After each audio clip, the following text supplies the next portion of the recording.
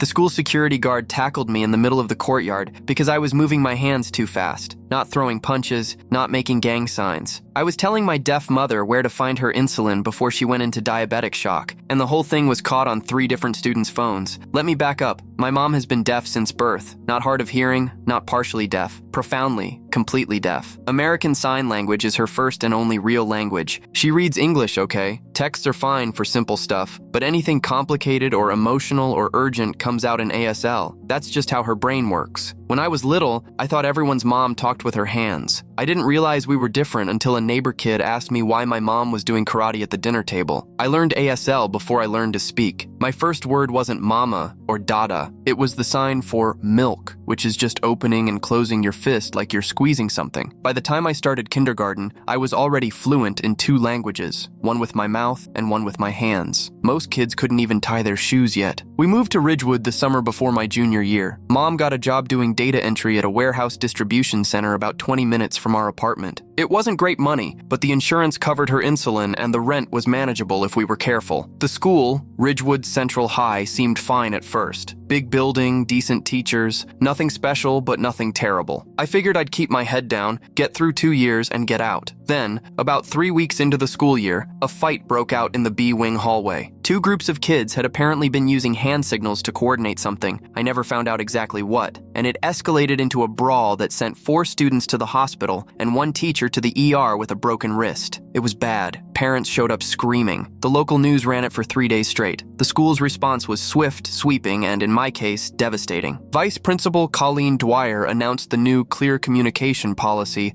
at an all-school assembly the following Monday. She stood at the podium with her reading glasses pushed up on her forehead and read from a laminated sheet like she was announcing a fire drill. All nonverbal signaling systems, including but not limited to hand signals, coded gestures, and sign-based communication, were now prohibited on school grounds during school hours. Students caught using any form of gestural communication that could be interpreted as coded messaging would receive an automatic 3-day suspension. Second offense meant a disciplinary hearing. Third offense meant expulsion review. I sat in that auditorium and felt the air leave my lungs like someone had punched me in the sternum. I raised my hand during the Q&A portion. Mrs. Dwyer pointed at me with a tight smile. I stood up and asked as calmly as I could whether this policy applied to American Sign Language because my mother was deaf and ASL was our primary way of communicating. The auditorium got very quiet. Mrs. Dwyer blinked twice, looked down at her laminated sheet, and said that the policy applied to all gestural communication systems without exception, and that accommodations could be discussed on a case-by-case basis through the special education office. I wasn't in special education. I wasn't deaf. My mother was deaf and she didn't go to this school, but apparently her disability was now my disciplinary problem. I went to the special education office the next morning before first period. The coordinator, a woman named Gail, listened to me explain the situation while eating a granola bar and checking her email. When I finished, she said she'd need documentation of my mother's disability, a formal accommodation request, and a meeting with Mrs. Dwyer's office before any exception could be approved. She handed me a stack of forms and told me the process usually took 4 to 6 weeks. 4 to 6 weeks of not being able to talk to my own mother. I started adapting immediately. At school, I kept my hands in my pockets or flat on my desk. I stopped gesturing when I talked, which was harder than you'd think when you've been signing your whole life. Your hands just move. They want to shape the words your mouth is saying. Sitting on them felt like holding your breath underwater. At home, everything was normal. Mom and I signed over dinner, signed while watching TV, signed about her day at work and my day at school. I didn't tell her about the policy at first because I knew exactly how she'd react, and I didn't want her showing up at the school and making things worse. She'd already dealt with enough discrimination to last 3 lifetimes. The last thing she needed was another institution telling her that her language was a problem. But the cracks started showing fast. Mom would pick me up after school sometimes when the weather was bad, and I'd have to stand by the car pretending to check my phone while she signed at me through the window asking how my day was. I'd mouth fine and get in quickly, hoping nobody was watching. One time she came inside to drop off my lunch that I'd forgotten, and I saw her signing to the front desk secretary, who just stared at her with this frozen, panicked expression like Mom was speaking in tongues. I watched from down the hall as Mom pulled out her phone to type a message, and the secretary pointed her toward the exit like she was a lost delivery driver. My own mother, treated like an inconvenience in my school. I started avoiding situations where signing might happen naturally. When friends asked why I never FaceTimed my mom, I said she preferred texting. When teachers assigned partner work that involved brainstorming out loud, I kept my hands under the desk even when my brain wanted to sign along with my words. I caught myself mid-gesture probably 50 times a day, freezing with my hand in the air and then pretending I was scratching my head or adjusting my backpack strap. The worst part was the phone calls. Obviously, Mom couldn't call me by voice. We video called through an app that let us sign to each other, which meant if she needed to reach me during the day, I had to find somewhere private to answer with my hands visible on camera. I started taking her calls in the bathroom, sitting on the toilet lid with the phone propped on the paper dispenser, signing quick responses with the volume off so nobody could hear the notification sounds. I had it down to a system. Bathroom stall, third from the left, the one with the broken lock that nobody used. I could sign a full conversation in under 3 minutes. This worked fine for the small stuff, the everyday check-ins. Did you eat lunch? Don't forget your jacket. I'll be late picking you up. But it was a system built for normal days, and normal days don't last forever. Mom had been diabetic since her 20s. Type 1, the kind you can't diet or exercise your way out of. She managed it well, but her blood sugar could swing wildly if she missed a meal or miscalculated her insulin dose. She'd been hospitalized twice before, both times because her glucose crashed while she was alone and couldn't call for help because, well, you can't sign into a phone call to 911. She wore a medical alert bracelet and kept glucose tablets in every room of the apartment, but the fear never really went away for either of us. 3 months into the school year, I still hadn't heard back about my accommodation request. I'd followed up with Gail 4 times. She kept saying it was in process and that Mrs. Dwyer's office needed to review the parameters. I'd started to suspect the forms were sitting in a drawer somewhere collecting dust,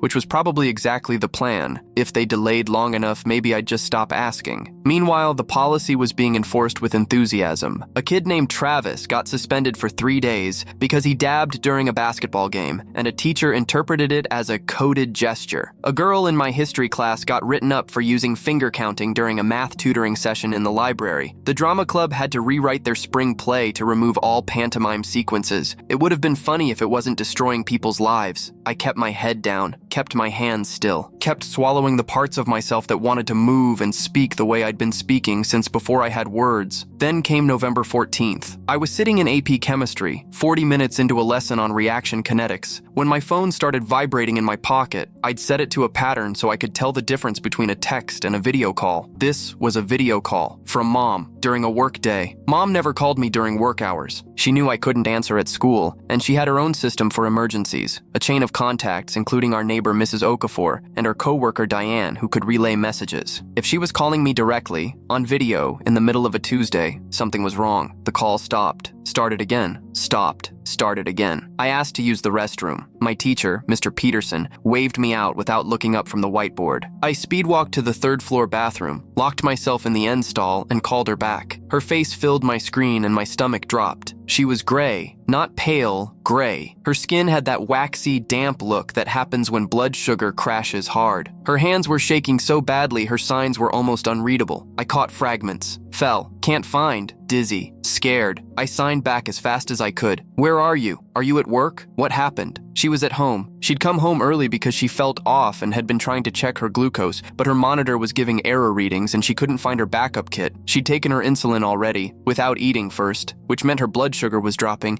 and she had nothing to bring it back up. And the glucose tablets she kept in the kitchen cabinet weren't there because she'd used them last week and forgot to buy more. I signed to her to eat something, anything with sugar, juice, candy, regular soda. She signed back that she'd tried, but her hands were shaking too hard to open the refrigerator, and she was on the floor in the hallway, and she was really dizzy, and she was scared, and she needed me. My mind was racing. I tried to text Mrs. Okafor, but she didn't pick up. I called Diane at the warehouse, but the switchboard put me on hold. Mom's face on my phone screen was getting worse. Her signs were slowing down, losing coherence the way speech slurs when someone's glucose bottoms out. I watched her hands try to form words and fail. Her eyes started drifting, losing focus. I called 911. The dispatcher asked for the emergency. I explained that my mother was diabetic and having a severe hypoglycemic episode and was alone in our apartment. I gave the address. The dispatcher asked if she was conscious. I said barely. They said they were sending paramedics. Then the dispatcher asked me to stay on the line and relay information. Could my mother tell me if she'd taken fast-acting or long-acting insulin? Could she confirm her dosage? Did she have any other medical conditions? My mother couldn't hear the dispatcher. She could only see me, and I could only communicate with her one way. I walked out of that bathroom, down the third-floor hallway, past the library and the computer lab, signing into my phone with one hand while holding it up with the other. My right hand was asking Mom about her insulin type, forming the signs for fast and slow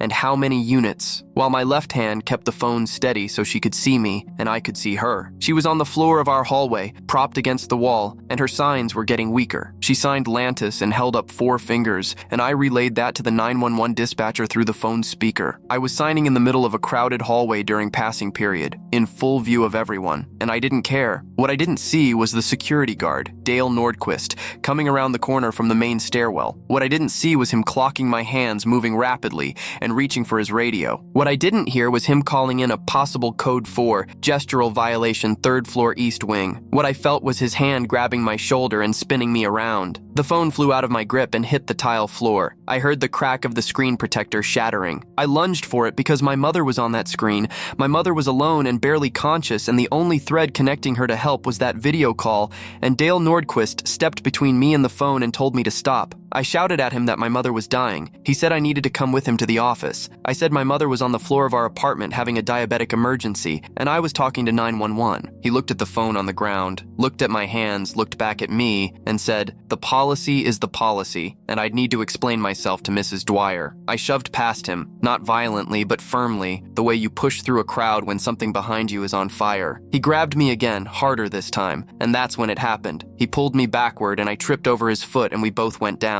He landed on top of me in the middle of the courtyard, right at the junction where the B and C wings meet, in front of maybe 60 students who were switching classes. Phones came out. Of course they did. While Dale had me pinned to the ground, I was screaming that my mother needed help. A girl I'd never spoken to picked up my cracked phone and saw my mom's face on the screen, eyes half closed, barely responsive. She started shouting at Dale to let me go. A kid named Tomas ran to get a teacher. Another girl had already dialed 911 herself. A teacher named Janet Cho reached us first. She took one look at the phone screen, one look at me on the ground, and told Dale to release me immediately. He did, slowly, like he was doing me a favor. Janet handed me my phone and I signed to Mom to stay awake. "Help is coming. Don't close your eyes. The paramedics are on their way." The paramedics reached our apartment 11 minutes later. They found Mom semi-conscious on the hallway floor with her blood sugar at 34, which is dangerously, potentially fatally low. They administered glucagon and got her stable and transported her to the hospital. She spent 2 nights there before they released her. The doctor told me later that another 10 minutes without intervention and she could have had a seizure, brain damage, or worse. I'd saved her life with my hands. The same hands the school told me I couldn't use. The next morning, I found a yellow envelope in my locker. Inside was a suspension notice with my name already typed at the top. 3 days for violation of the clear communication policy, plus a referral for physical altercation with school security personnel. The additional charge for shoving past Dale. The letter was signed by Colleen Dwyer. I sat down on the hallway floor with my back against my locker and read it 3 times. 4 years of clean record, a 3.9 GPA, National Honor Society. Plans to study ASL interpreting at Gallaudet, and now I had a suspension and a physical altercation charge because I refused to let my mother die quietly. Mom was still in the hospital when I brought the letter home. Our neighbor Mrs. Okafor was staying with me, and she read it over my shoulder and said a word in Igbo that I'm pretty sure translated to something very unkind about Mrs. Dwyer's intelligence. She pulled out her phone and called her nephew, a guy named Emeka who just finished law school and was working at a civil rights legal clinic downtown. He showed up at our apartment that evening with a yellow legal pad and a calm, focused expression that made me feel like maybe everything wasn't completely over. He asked me to tell him everything from the beginning. The policy, the accommodation request, Gail's stalling, the 911 call, Dale, all of it. He took notes for 2 hours. When I finished, he leaned back and said 2 words that changed the trajectory of the whole thing. Title VI. He explained that federal law prohibits discrimination based on national origin, and courts have consistently ruled that language-based discrimination falls under that umbrella. ASL wasn't just a communication preference, it was a language, legally recognized, linguistically complete, and for millions of deaf Americans, it was their native tongue. A blanket ban on gestural communication that effectively prohibited ASL users excuse was, in his opinion, a textbook civil rights violation. He also pointed out something I hadn't considered. The school had an obligation under the ADA to accommodate not just disabled students, but situations where a student's family member's disability directly impacted the student's ability to participate in school. By refusing to process my accommodation request for 3 months, and by suspending me for communicating with my disabled mother during a medical emergency, the school had potentially violated multiple federal statutes. I didn't sleep that night. I lay in bed staring at the ceiling, thinking about all the times I'd sat on my hands, all the times I'd hidden in a bathroom stall to talk to my own mother, all the times I'd felt ashamed of the most natural thing in the world,